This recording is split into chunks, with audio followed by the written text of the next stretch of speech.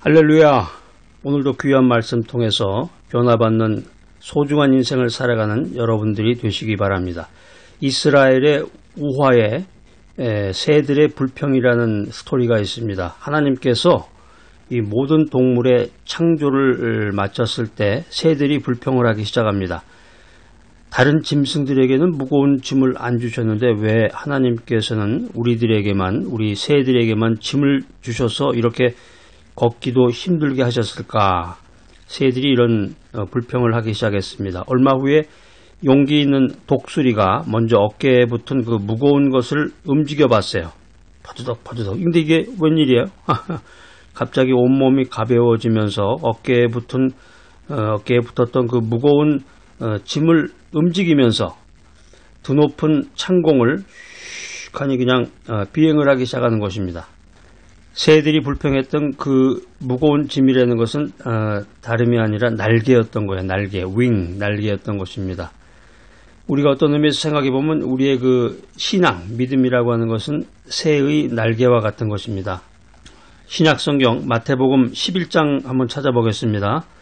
마태복음 11장 28절부터 30절까지 한번 말씀 찾아서 읽어보도록 하겠습니다. 자, 시작. 수고하고 무거운 짐진 자들아 다 내게로 오라. 내가 너희를 쉬게 하리라. 나는 마음이 온유하고 겸손하니 나의 멍에를 메고 내게 배우라. 그러면 너희 마음이 쉼을 얻으리니 이는 내 멍에는 쉽고 내 짐은 가벼움이라. 아멘 할렐루야. 이 마태복음 11장 28절로 30절 말씀, 이거 암송 구절, 아주 중요한 구절인데 우리 이 신앙이라고 하는 신앙은 인생의 무거운 죄의 짐을 벗어버리고 주님께서 지워주시는 십자가를 지는 것입니다. 그런데 이것은 무거운 짐이 아닙니다. 숨 한 번 제대로 못 쉴 정도로 꽉 조여오는 이 억압의 사슬이 아니고 새가 날개를 움직였을 때 온몸이 가벼워진 것처럼 새가 날개를 움직이면서 쫙 하니 그냥 창공을 향해서 날아 올라가잖아요. 새가 날개를 움직였을 때 온몸이 가벼워지면서 하늘을 향해서 날아가는 것처럼 주님의 이 십자가를 등에 졌을 때 우리의 몸과 우리의 영혼은 이 천국의 기쁨과 천국의 평화를 누리게 된다라고 하는 것입니다. 이게 이 성경 메시지의 그 오묘한 진리의 메시지, 지혜의 말씀인데 마태복음 11장에서 나의 멍에를 메고 내게 배우라. 우리가 주님의 십자가를 등에 졌을 때 우리의 몸과 영혼이 천국의 기쁨과 평화를 누리게 된다. 이게 이제 온전한 신앙을 가리키는 것입니다. 우리가 믿음 안에서 하나님 중심으로 인생을 살아가는데 참된 크리스찬이 되려면 어떻게 해야 될 것인가? 첫 번째는 주님께 온전히 충성해라. 주님께 온전히 충성하라. 우리가 예수님 부를 때 주님 이런 표현을 많이 사용하죠. 주님이시여, 주님. 기도할 때도 보면은 뭐 주여 삼창하겠습니다. 그러면서 뭐 주여, 예전에 그런 거 많이 했어요. 근데 요즘에 이제 주여 2회 뭐 하는 것도 있고 3창이 아니라 2번 하는 거로 바뀌기도 하고 이제 예전에 비해서는 이제 많이 안 하는데 예수 그리스도를 부를 때 주님이라는 표현을 자주 사용합니다. 주님이라는 게 무슨 뜻인가요? 주님이라는 게 이제 노예나 종이 주인을 높여 부를 때 군대에서 하급자가 상급자에게 경의를 표하면서 부를 때 이때 사용했던 그 경칭을 가리켜서 주님 이런 표현을 썼습니다. 신하가 임금을 향해서 최상의 예의를 갖추어서 부르던 그 말이 주님입니다. 우리가 신앙생활하면서 기도하면서 우리가 예수님을 향해서 주님 이렇게 말하는 것은 예수님이 우리에게 있어서 유일한 주인이십니다. 오직 섬김을 받을 상급자이시고 영광과 찬양을 받아야 마땅한 우리의 위대한 킹이십니다. 왕이십니다. 이것을 인정하는 표현입니다. 그러니까 우리의 인생 살아가면서 시간을 정해서 기도하는 것이 중요하지만 뭐 버스를 타고 간다든가 지하철을 타고 간다든가 걸어가다 갑자기 무슨 급한 일을 만났을 때 주여 나를 도와주소서 이런 기도를 이제 하게 되는데 주님이신 예수 그리스도 이외에는 다른 신을 섬기지 말고 그분의 명령과 뜻에 절대 순복하라 이런 의미가 있습니다. 우리가 말씀을 묵상하고 기도하면서 신앙생활을 하는데 신앙생활의 핵심은 관계입니다. 관계라고 하는 것은 주님과의 관계인데 사도 바울은 로마서 12장 11절에서 열심을 품고 주를 섬기라 이런 말을 했고 사도 요한은 요한계시록 2장 10절에 내가 죽도록 충성하라 이런 메시지를 우리에게 전하고 있습니다. 우리가 어떻게 참된 크리스찬이 되느냐? 열심을 품고 주님을 섬겨야 되겠고 죽도록 충성해야 되겠습니다. 자, 여러분 한번 따라서 해보세요. 주님께 온전히 충성하자. 주님께 온전히 충성하자. 여러분 목소리가 아주 힘차게 들리네요. 주님이 우리가 이런 결심과 다짐을 했을 때 요한계시록 2장 10절에서 이런 음성을 들려주십니다. 그리하면 생명의 면류관을 내게 주리라. 그리하면 생명의 면류관을 내게 주리라. 지금 이 순간도 주님께서 우리에게 상급을 약속하면서 우리가 믿음을 가지고 천국을 향해서 나아가기를 원하십니다. 자, 참된 크리스찬이 되려면 두 번째, 주님만을 믿고 의지해야 된다. 의지해야 된다. 우리가 살아가는 사회를 이제 제4차 산업혁명 시대라고 그러는데 이 급변하는 사회 속에서 이 현대사회는 신용과 믿음을 밑바탕으로 하고 있습니다. 그런데 참으로 아이러니하게도 우리가 살아가는 이 사회에서 진실된 믿음을 찾아보기가 어렵다라고 하는 것입니다. 사람과 사람과의 관계에서도 한번 약속한 것을 끝까지 지키는 사람을 찾아보기가 힘들어요. 우리가 참된 크리스찬이 되려면 먼저 이 인간과 인간과의 관계에서 이 약속을 먼저 잘 지키는 그런 관계를 먼저 만들어야 되겠습니다.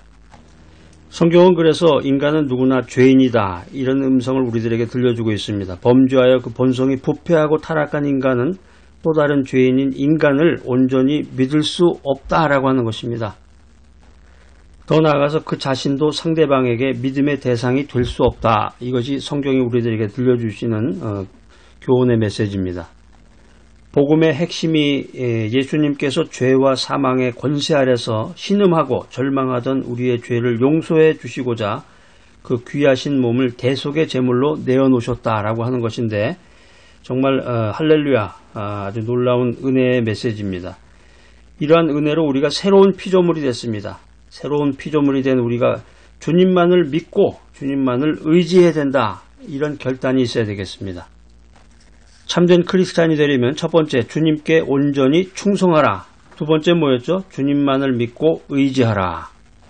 마지막 세 번째는 주님과 날마다 함께 살아가라. 인간이라고 하는 존재는 그 누구를 통해서도 완전한 만족을 얻을 수 없는 고독한 존재입니다. 마태복음 28장 20절 말씀입니다. 볼지어다 내가 세상 끝날까지 너희와 항상 함께 있으리라. 만왕의 왕이 되신 그리스도를 우리가 주님이라고 부르는데 우리가 만왕의 왕이 되신 주님을 믿고 의지한다는 것 자체가 정말 놀랍고 감사한 일인데 주님께서는 보잘것없는 우리와 영원토록 함께 하시겠다고 약속해 주셨습니다. 야, 정말 이거 엄청난 은혜죠. 이 사실을 듣고 믿고 깨달은 심령에게는 야, 이게 정말 하나님의 은혜가 대단하구나. 할렐루야. 이런 찬양을 하게 됩니다. 볼지어다 내가 세상 끝날까지 너희와 항상 함께 있으리라. 이런 약속의 기초에서 우리 주님 예수님께서는 날마다 매 순간마다 우리와 함께 하시며 우리의 일거수일투족에 관심을 가지고 계십니다. 우리가 필요를 느낄 때 우리의 니드에 따라서 적절한 은혜와 사랑을 베풀어 주시는 분이 예수님이십니다. 우리가 인생 살아가면서 믿음 생활을 한다고 그러지만 그리스도를 깨닫지 못하고 때때로 우리를 향한 하나님의 사랑을 의심할 때도 주님께서는 우리를 떠나지 않으시고 우리 곁에서 우리를 위해서 일하고 계시다라고 하는 것입니다. 그리고 요한복음 15장 5절 말씀을 통해서 우리들에게 이렇게 권면하십니다. 나는 포도나무요 너희는 가지이니 저가 내 안에 내가 저 안에 있으면 이 사람은 과실을 많이 맺나니 나를 떠나서는 너희가 아무것도 할 수 없음이라. 자, 오늘 이 메시지 들으신 여러분들, 이제 우리가 예수 그리스도와 함께 있는 그 자리를 벗어나면 안 되겠습니다. 항상 그 안에 머물면서 말씀을 의지하고 기도하면서 하나님과 교제 나누며 우리의 삶에 풍성한 열매가 있게 해야 합니다. 이런 삶이야말로 하나님께 영광 돌리는 삶이고 우리 인생에 기쁨이 넘치는 신앙의 삶인 것입니다. 영국의 청교도 작가 조지 다우네임은 이런 말을 했습니다. 비록 작고 연약해 보이는 손이라 할지라도 그 손이 우리 입으로 음식을 나를 수 있는 힘만 있다면 그 손의 역할에 따라서 우리 몸은 훨씬 더 튼튼해질 수가 있다. 그러나 우리 몸을 튼튼하게 하는 참된 원인은 손의 힘이 아니라 바로 몸에 영향을 주는 음식에 있다. 이야, 정말 100번 1000번 맞는 말씀인데 우리가 이제 이 조지 다우네임의 말을 들으면서 신앙도 마찬가지 원리구나 하는 지혜를 깨닫게 됩니다. 우리가 갖고 있는 그 신앙이라고 하는 것은 그 자체만으로는 우리를 의롭게 하거나 구원할 수 없습니다. 그렇지만 그 신앙이 없다면 우리는 예수 그리스도께로 나아가지 못하고 영적인 성장 또한 기대할 수가 없는 것입니다. 그렇기 때문에 우리는 주님 되신 예수 그리스도께 온전히 충성하고 예수 그리스도만을 믿고 의지하며 언제나 어디서나 예수 그리스도와 동행함으로써 이사야 선지자가 고백한 것처럼 날개치며 올라가는 독수리와 같은 믿음과 신앙을 지녀야 되겠습니다. 할렐루야! 자, 오늘 이 귀한 메시지 들으신 여러분들, 인생살이에서 세상의 삶 속에서 다름박질하여도 곤비치 아니하겠고 걸어가도 피곤치 아니하는 귀하고 소중한 인생을 살아가는 여러분 모두가 되시기를 간절히 기대합니다.